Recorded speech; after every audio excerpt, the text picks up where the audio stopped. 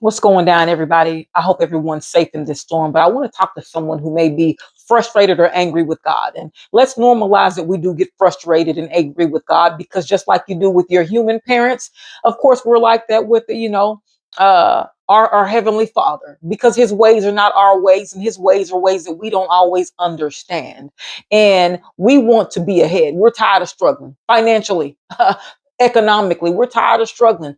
We are looking out, we're seeing, I think David also talked about this, that the evil people are prospering. You looking at this, it's hard looking at, again, social media. We see the people who aren't even in covenant with God, and they seem to be living real good.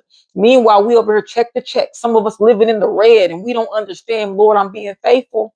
Lord, I'm asking you to break it through. I'm asking for, you to rain down these finances.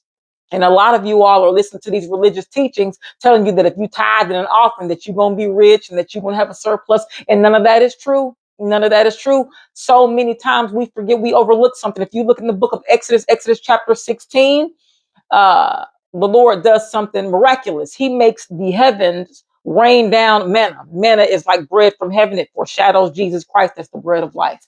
But anyway, this is what the Israelites, he's providing them food in the wilderness on their way from Egypt, on their way to the promised land, where we're journeying right now. Left Egypt and we're on our way working toward the promised land. You feel me? Of course. So if you look at the instructions, when God is raining down this manna, he doesn't give them a surplus for the week.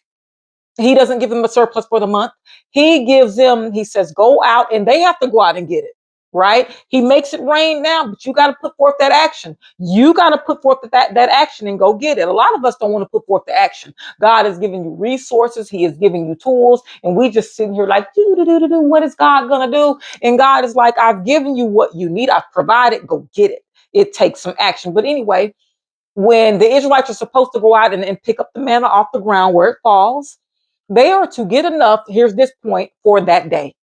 It is for that day, and that the only day that they double up is the day before the Sabbath, because on the Sabbath, God's holy day, they are not to be working. They're supposed to be resting in him. So that's the only day. All the other days, they're getting them enough for them and their families for that day. I think we missed that. I also think that we miss when the disciples asked Jesus Christ, how do we pray? Jesus said something pivotal that we miss.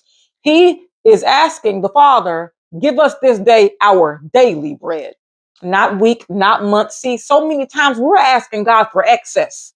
We're asking God for surplus. And the reason that you're mad at God, if you look, we're like the Israelites. You're not mad because he didn't provide. You're mad at him that he didn't provide the access. You ate today. Even if it wasn't food from your kitchen, somebody fed you today. You drank some water today, and maybe you didn't. Maybe God just took away your hunger pains. But either way, God provided today, and He is going to provide tomorrow. The problem is we want Him to work a little quicker. We want that excess. We want that surplus, and God never promised you surplus. Now, that doesn't mean that someone else, where they are, that they're not having surplus or that they're not having excess. We're all on different journeys. God knows what we can handle, what we can't handle. And also, let me say this: every blessing is not from God. Every time we're so big on, ooh, that person is blessed. Hey, a lot of times that person is not in covenant with God. They're in covenant with the enemy, and he's doing that blessing for them. And those aren't blessings that you want anyway. So what we are missing is we are to be thankful and have a heart of gratitude for what God did today. And so many times we miss it because we're looking at what about tomorrow? What about the next day? And God is like, no, worry about today. Matter of fact, Jesus said that tomorrow is going to bring its own worries. Tomorrow's is going to bring its own worry about today. And the problem is we don't want to worry about today. We are so busy, going to God with an ungrateful heart for tomorrow. And just like he provided today, he will provide tomorrow. And we're missing the lesson. We're missing the lesson in daily bread. We're missing the lesson in saying that God is enough and I trust him. There's levels to trust in God. That we're missing the lesson in dependence. See, in this world that we live in, we are praised for being independent. I'm independent. I'm self-assured. This is what I got on my own. I got it out the mud. All these things, we praise these things. Meanwhile, God is looking like, I'm not impressed. I want you to depend on me. Isn't that something that you have a father that wants you to depend on him, that wants you to come to him? This is the only place with God. This is the only place where you can show up with nothing. To say, I don't have a glass half full. I don't have this and this. I show up and I need you to fill it. But we don't want to do that because we want to keep up with other people, or maybe we're just tired. I've been there where I've been angry with God. Like, I work hard. I'm faithful in my tithes and offerings. I don't rob you.